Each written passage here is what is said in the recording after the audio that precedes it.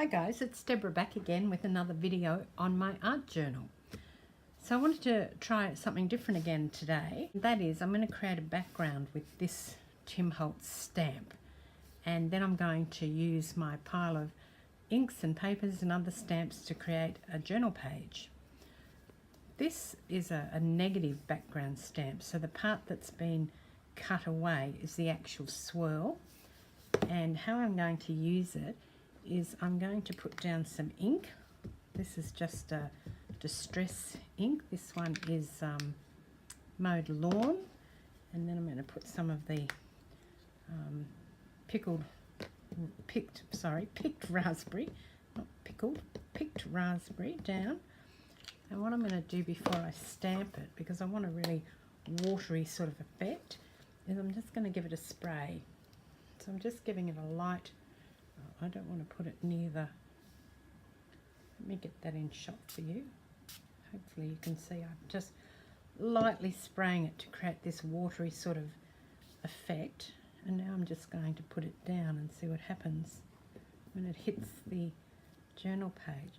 See, it creates this really lovely water looking effect. And I thought I'll just do a few of these.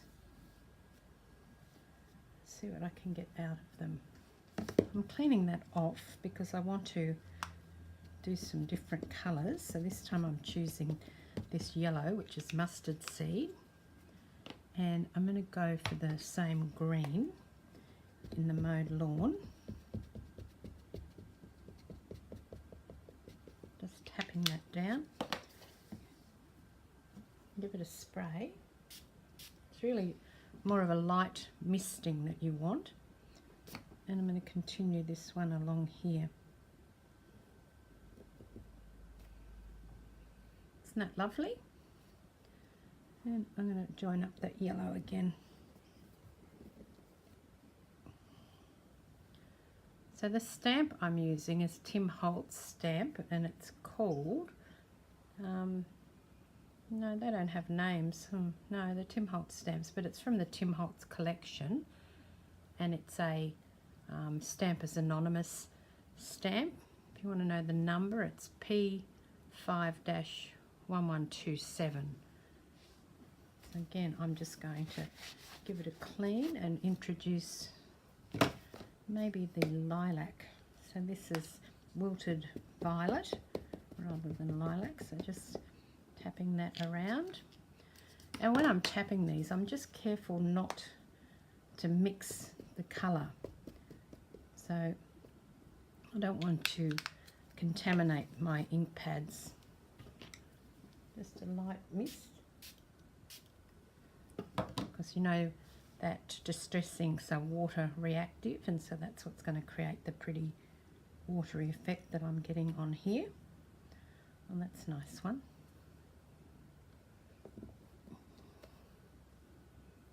Okay, that missed a bit on that one, so I'll try again. Yeah, I think it just didn't have enough ink on the stamp.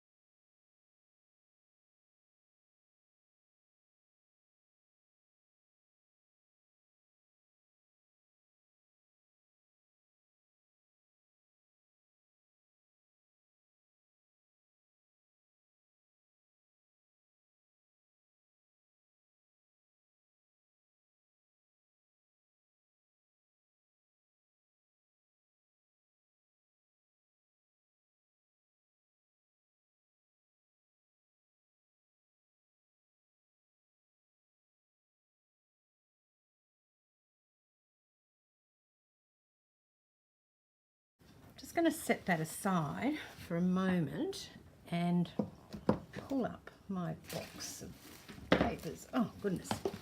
So this is my box of, well, it's getting out of control, isn't it? These are all my bits and bobs of papers that I've been, using, and a bit of fabric in there, and sort of things I've made with the gel press, and other things I've done, printed images, etc.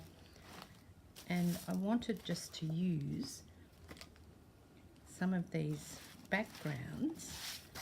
This is some Tim Holtz paper, and I thought that I could use this to create some sort of a collage-y background.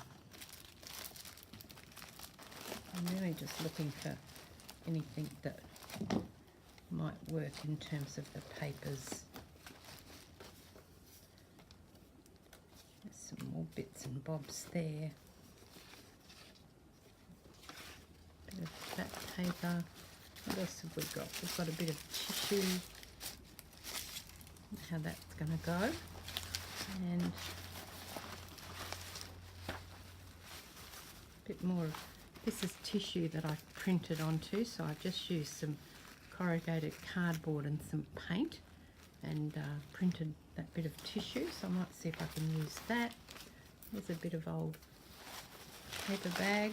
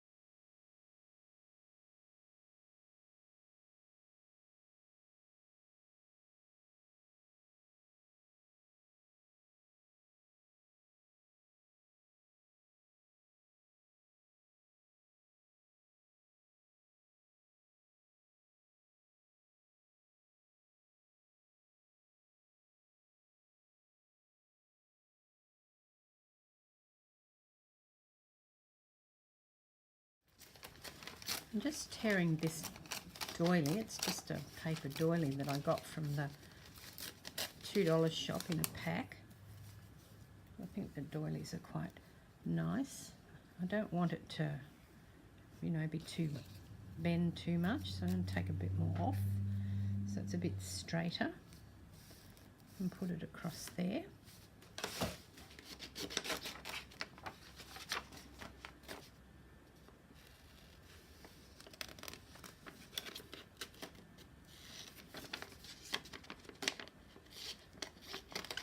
This is a cover for a music sheet that I've printed off the internet. You know, the internet's full of amazing resources that you can use, as long as you're not using for commercial use. A lot of them are completely free. And since I'm just using this for my own personal satisfaction, it's fine to use.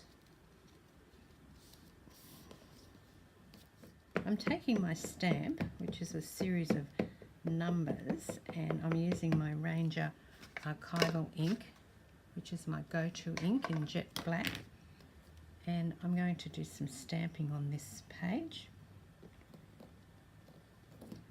Remember, if you don't like what you've done, you can always just cover it up with some more paper, whatever. So that's just a number stamp. It's called Mixed Numbers, and it's a Stamp It stamp. As you probably have guessed by now, I've had these stamps forever, and so I really just am looking at trying to use them.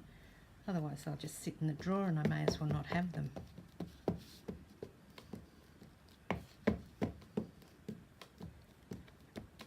I'm trying to enhance the page by using these stamps, and this one here is a French script stamp, so it's just basically writing. It's called, what's it called? It's an arty stamp, ancient script. And then I've got a background stamp here, which I think you've seen me use before, and this one is called Mesh, because it's mesh and it's a Stampin' stamp. I'm really not sure if any of these are available anymore, but I like to tell you the names of the stamps in case you like it, and you still might be able to find it. I'm going to put the mesh up here.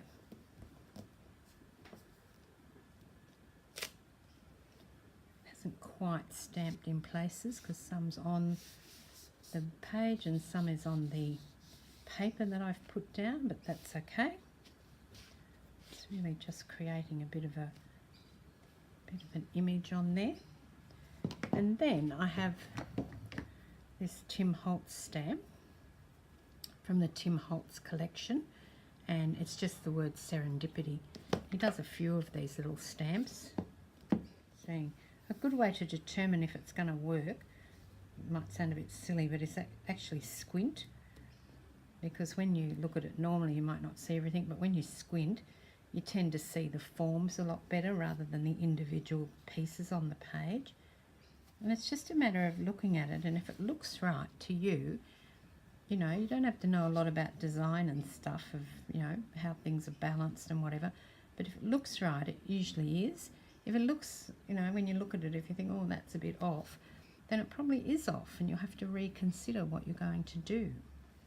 Now I've got my background, I'm just looking to see if I want to put something else on, because I got something new the other day. Couldn't resist. I saw these paper dolls, which is the Christmas set from Tim Holtz, and I just couldn't resist not having them. And they're ever so cute. There's some really teeny tiny little dolls in here, which are just adorable. Look at these little ones. Look at the size of them. Aren't they gorgeous? He comes in a bigger one too, which you might be able to see a bit better. See if I can find him. Oh, look here. This is him in the bigger one, or her. And that's her in the little one. It's just adorable, isn't it? Look how cute she is. She's got a little, these are the, because it's a Christmas and it's American Christmas, so everyone's dressed up in their coats and things. Of course, in Australia we'd be in our swimming costumes, not nearly as nice as these people all dressed up. Look at this girl in her nightgown. Isn't that gorgeous? I'll put her down so you can see her. She's beautiful. And this guy's really cool. He's got his skates around his neck. I like him too. And if you haven't seen these paper dolls, they're just adorable. This is really the only one that screams Christmas, is this guy with his Christmas tree. I'll use him for something. I mean, you could always chop his Christmas tree off, but the tree is really beautiful. And they're so gorgeous. This girl's very elegant, isn't she? I really like this guy with his skates. I think that's just gorgeous. And I'll show you a couple more while I'm here. This man's got a walking stick. This guy's got this coat on with this huge fur collar. But the little ones are just adorable. I love the way they include the different sizes, and they're just so lovely. Here's that little girl in her nightgown in the little tiny one. Oh look, there's two of them. I didn't realise there's two with the girl with the hat on. Look at these kids. And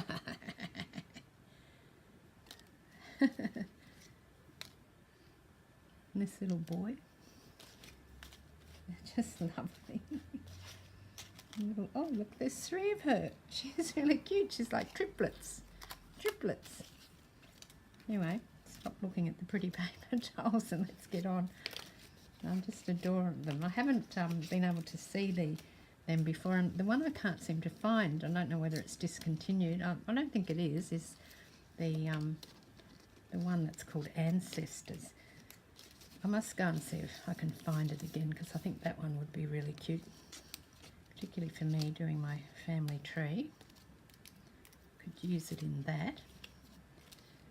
And this dude with his skates, he just plopped on there, but he looks really cool.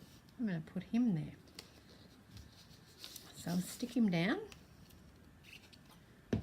got some of these cutouts aren't quite cut out, so he had just this tiny little bit near his, you know, in the crook of his arm there that wasn't cut out.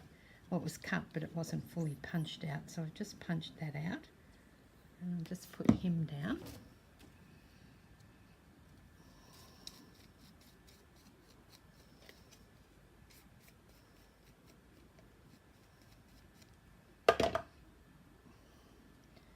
And he just happened to land in the perfect spot, I think. Yeah, I think that's just the perfect spot for him. So the saying I'm using is adventure awaits you, because I think that's what he looks like he's about to, you know, go off trekking somewhere. But you know what? I don't like that white one on there. Just seeing where that's going to go, where that looks best. So there you go. Thanks for joining me. This is Deborah. I'll catch you next time. Cheers.